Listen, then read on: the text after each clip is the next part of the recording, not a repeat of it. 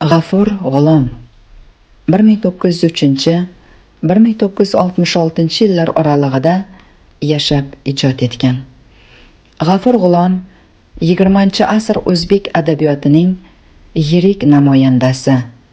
U o'zbek she'riyati, badiiy publitsistikasi, felyetonchiligi, hajviy hikoyachiligi, yumoristik qissachiligi va tarjimachiligi rivojiga katta hissa qo'shgan yirik so'z san'atkoridir. U she'riyatda o'z maktabini yaratganlardan biri.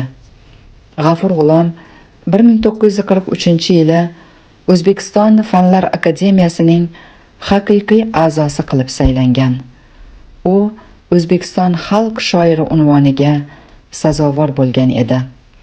Xalq uning ruhini e'zozlab, nashriyot, universitet, metro bekati, maktab va ko'chalarga nomini berdi.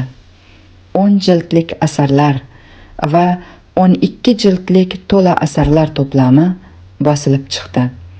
Shoir asarlari bir necha o'nlab o'zga tillarga tarjima etildi. Shumbola qissasi asosida filmlar yaratildi.